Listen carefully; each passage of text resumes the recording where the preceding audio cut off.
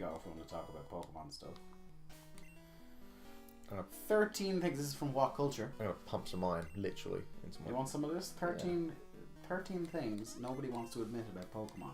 Uh-huh. So let's see how you may respond to these accusations that are being levelled at you. Alright. Well, I had to deal with someone earlier saying Radiohead are overrated, and if you like them, you're just trying to be cool, which is hilarious because when I think of bands that would make me be cool, Radiohead is not one of them. Carry on. 13. Oh, this is a very straightforward one. It's actually fairly impossible to catch them all. Yeah. It's tough. Pretty much fucking impossible. Especially when there's now 720 of them. Yeah, and half of them you have to wait for like events and shit, and yeah. One thing I've never liked about the What Culture site is about you can't load all the list at once. You have to. They're on 13 separate pages. Yeah, that's absolute garbage. Okay, that is. It's possible to beat the entire game with just your starter. Yeah. Yeah. People have done that.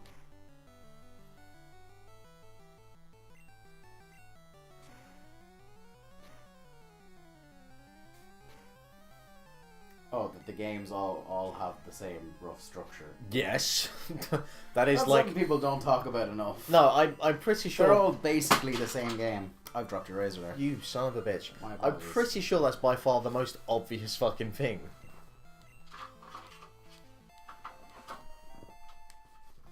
They've rescued it. I appreciate that. I'm just going to leave it there. Yeah, let's go. You know, it can't fall any further now No, that it's no. on the floor. Yeah. It's not complex at all. I dispute that to a certain degree. Yeah. For most people, it's not. Yeah, there's two layers to that game. I'll say that much. The game isn't really that challenging. The game itself, no. New Pokemon designs suck. A number of them do, but then Some a number in old the ones do. Exactly. Jinx.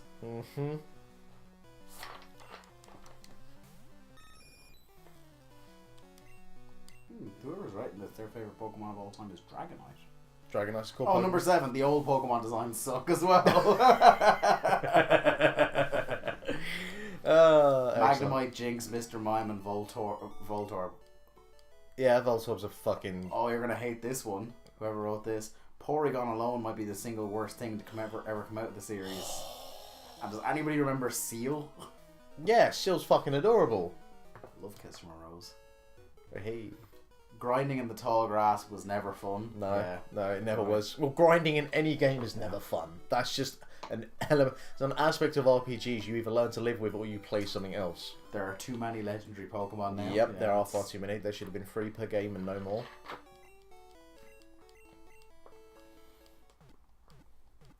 Countless gimmicks. Yep. Looking at you, Klefki. Well, it's more that like different kind of like Pokemon-amy and stuff like that. Oh, what? You know, the stuff in the X and Y, like Pokemon-amy or whatever it's called. Oh, yeah. Those little mini games. Spin-off games are mostly terrible. It says here, while Pokemon Stadium and Pokemon Snap are beloved classics in their own right. Yep.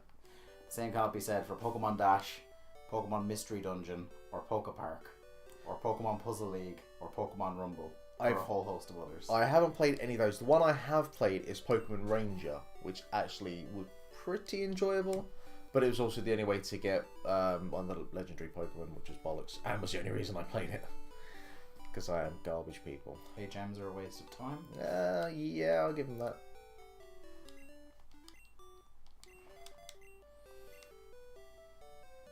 Number 1. Oh yeah. Well, that's kind of linked. Oh, to what wait, we said. wait. The formula hasn't evolved in 2 decades. Do you remember this guy? He's really creepy.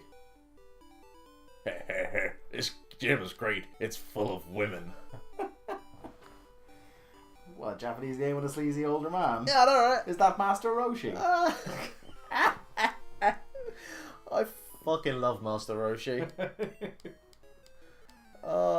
And he's... Yeah, I remember the first time I downloaded Dragon Ball Z in its unedited non-Cartoon Network form. Yeah. And realised how much sleazier he is. Do you know what I really appreciate as well? And how much sleazier he was again than that in the original Dragon Ball series. Yeah, definitely. What I appreciate is basically his character in that and his character in Dragon Ball Z Abridged are exactly the same.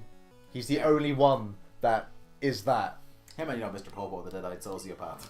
Oh, Popo. Oh my god. The first time there's a bit where like Popo's just standing around, he's like, all these squares make a circle. All these squares make a circle. Kami, please tell me I can leave the lookout. Mr. Popo, you can leave the lookout. Bitch, don't tell me what to do. All these squares make a circle. All these... Yeah. I love Popo. And I love the fact that he likes acid. Mr. Popo just dropped a literal gallon of acid. I'm tripping balls. Yeah. Boy. He's a great man. I fear that if I start watching Dragon Ball Z Abridged, I'm gonna lose the next 6 hours of my life. And you might well start doing that. Yeah.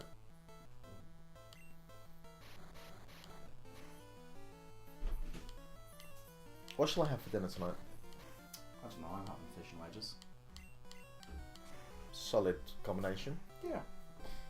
Well, I realised if I wanted chips or mash, I'd have to leave the house again. But that's just not happening.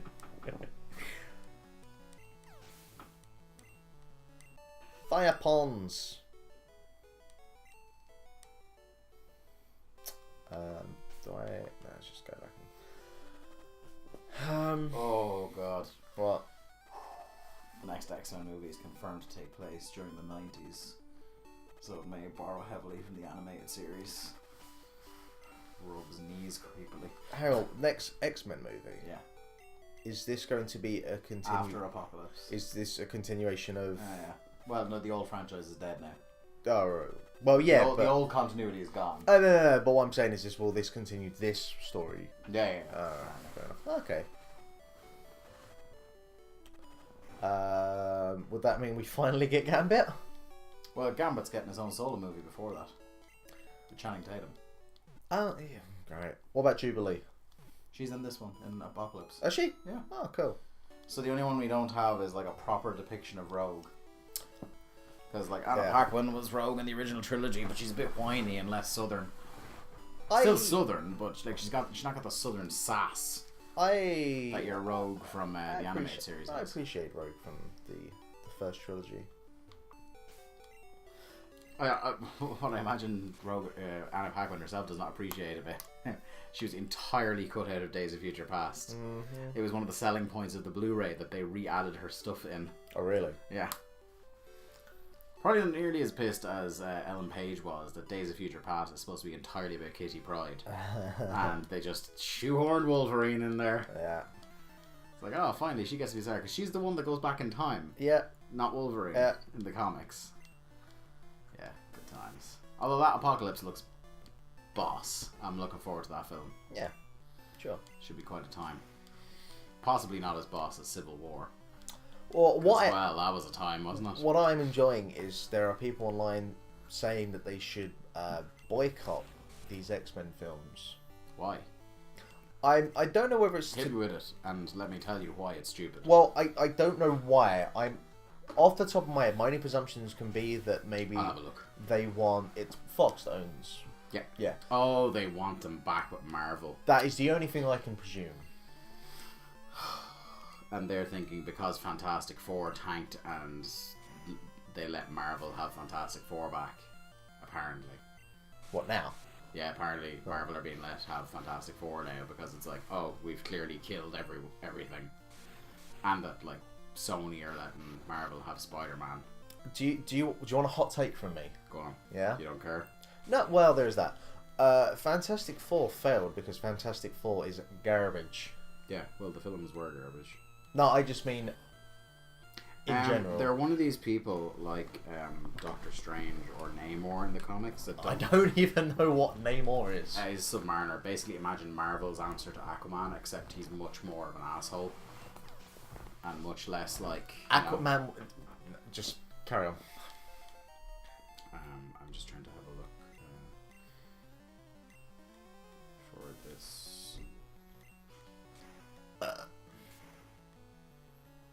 See if I can figure out what they're boycotting it for. Because that was literally all I saw on Twitter was just someone saying that they should do that. I don't know if that actually gained any traction, but I can't see just from a cursory Google. But yeah, but no, what I mean is like Fantastic Four are kind of like, for me, it's rare that they actually have a run of their own that's any good at all. Yeah. And it's more often that they are a great part of a broader ensemble. Mm-hmm. You know, the only good Fantastic Four title that I own that I've ever read is Hickman's run on Fantastic Four, where Reed Richards becomes obsessed with the idea of trying to solve literally everything. Oh, I remember you saying about this, yeah. Yeah, and he ends up like in a parallel pocket universe where he meets all the different Reed Richards from different parallel universes who are trying to solve everything at what they call the Council of Reeds. And there's all sorts of different ones where like different universes where fucking. Oh yeah, I've got a bike, haven't I? Please tell me I have a bike. Is there one where Reed Richards is like the Herald of Galactus in one? There's 3 different versions of Reed Richards where Reed Richards has the Infinity Gauntlet. All sorts of different things, and then the fact that they're all hanging out together and could become very powerful together is enough to piss off one version of the Celestials from a different. It's pretty good. I hate comic books. Comic books, it is tough to keep track of an overall continuity. So what I do is I just read arcs in isolation of each other. Yeah. Because that whole thing also eventually leads on to a thing called the Future Foundation, which is all about Reed Richards' son, Franklin Richards, who is, to me, one of the most fascinating people in all of Marvel. Just because he is a disturbingly powerful mutant. Who can legitimately make... There's one scene where he can literally make a universe. As a child, he can make an entire functioning universe. Just sitting there, he is what is in the comics. I think they call them beyond Omega level, in terms of like the seriousness of their powers. Yeah, see, comics have its the Super Saiyan syndrome that I call it. Well, now in fairness, we haven't gotten beyond Omega level. It hasn't gotten that ridiculous. Oh no, you know, once you're at I've created a universe. Yeah, you know. But what I mean is like people at that level are pretty much on a par that they have those powers. It's not like, you know, every couple of months, as it seems in Dragon Ball Z, someone else comes along who's like, I'm that guy plus. Well, no, you know what I'm getting at though. Yeah. Well, that's a problem with any sort of fiction like that there has to be some sort of escalation or there's no threat. Yeah. I feel that's. It's one of the problems with Superman as a character in comic books and films. It's like the only way you can sympathize with a man who has the powers of a god is to put a god against him. Yeah. And the way was ridiculous. And the way they decided to fucking make a god in Superman Batman, spoilers, is mix the blood of fucking Lex Luthor's son and Zod. General Zod. Which, correct me if I'm wrong, because I'm not up on my Superman lore. That is not. It's not. That's in not any way what Doomsday is. No.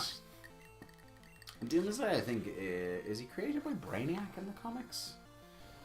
I don't know. But anyway, he is a Krypton mutant, and yeah, his all whole point I is know, that he never stops. All I know is that the fucking origins of Doomsday in that film are more akin to fucking Nuclear Man from Superman 4. Which, by the way, is a terrible, terrible film. In it though. And as bad as any fucking Superman, as Batman, Superman, or any comic books film, even fucking Fantastic Four, which is just boring more than anything else, Superman 4 is the worst comic book film. Worse than Batman and Robin. You ever see Howard the Duck? I don't classify that as anything that even exists. Damn, yeah. The first Fantastic Four film is all time bad.